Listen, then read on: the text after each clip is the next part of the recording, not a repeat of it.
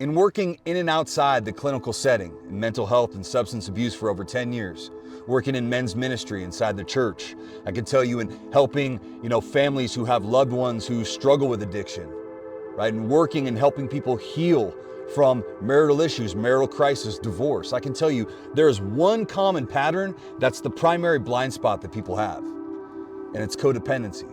See, codependency is when you take all your energy and resources and you siphon and funnel it in to helping somebody else while you simultaneously neglect yourself in the process. And codependent people, they find a sense of purpose in trying to fix somebody else. And oftentimes, as a result, they scapegoat the other person, point at them and make them the primary problem as a way to dissociate and avoid the issues within themselves that they need to face and that are unresolved. See, codependent people don't recognize that neglecting themselves, not asserting themselves, right, is something that they've learned. They've learned to put people's needs before their own. Codependency is, I feel about me how you feel about me. Codependency is about taking your energy, your resources, your time, your efforts, and about connecting your worth and value to somebody else. People have learned to not express themselves, learn that they didn't have needs. That's why often codependent people don't set boundaries. That's why when you are a codependent person, you automatically become an enabler, because you will tolerate dysfunction at the expense of your own well-being. But see, the problem with this is codependent people don't want to recognize that. They want to recognize their part. See, in any dysfunctional relationship, to be inside that relationship, you got to be dysfunctional. But see, codependent individuals don't want to recognize this. When I was codependent, when I was in full codependency, and I was dependent upon a lot of things, right? If you look at the word codependency and you take off the word, if you take off the co and you add chemical, what do you get? Chemical dependency. It's a dependency issue. It's going outside of yourself to look or seek or find something that you're not connected to within yourself. That's right. Seeking validation, it's enabling somebody, enabling their bad behavior at the expense of your own well-being. And if you're codependent, you're going to naturally neglect, abandon, and betray who you are, right? To do what? To try to attach or connect to an emotionally unavailable person a lot of times, or a person, right, that's self-destructive. And as a result, you stay inside a dynamic that is an exact replica of what you've already experienced prior to that relationship. See, a lot of times we think that we're attracted to somebody when we're not. It's not attraction, it's recognition.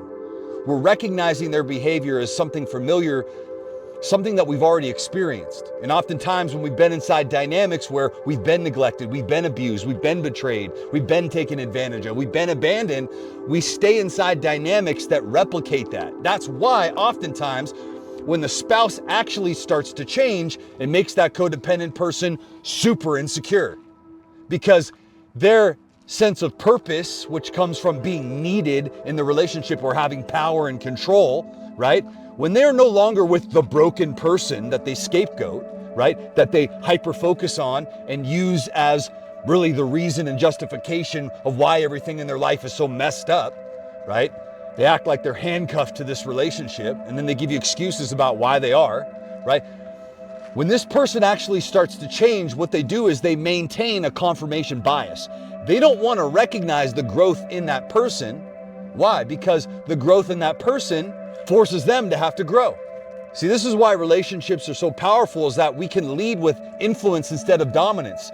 So when actually somebody starts to change, they are unintentionally gonna force the other person to make a change as a result. Because what works in one relationship and one dynamic's not going to work in another.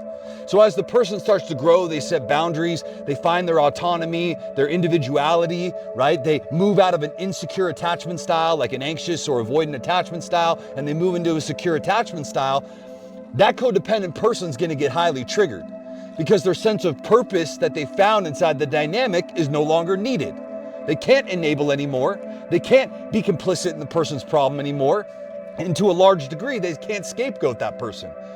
That's oftentimes why they will continue to tell the person, you haven't changed, you haven't changed, you haven't changed, you haven't changed. Because the second that they have to recognize and identify that the person actually has changed, that means they do too. They have to too. They have to change as well. And see, that's something that a lot of people aren't willing to face. They're not willing to recognize. They want to recognize how they're the victim in the relationship, but they don't want to recognize how they're the perpetrator. 90% of the people I talk to will recognize all day long how they're a victim, how their spouse is a narcissist, how they're such a terrible person, how their life was horrible and terrible. But yet, ironically, they won't recognize how they engage in abuse, verbal abuse, name calling. They have contempt, contemptuous behaviors. They're passive aggressive. That they have an attitude of indifference and apathy towards that person's problems a lot of times when they want to work on them. That they weaponize the past, constantly bringing up the past and weaponizing it. Why? Because they're addicted to the toxicity. They're addicted to the codependent dynamic. They are scared and terrified of what it looks like for that person to be healthy, because then they have to look in the mirror and look at themselves.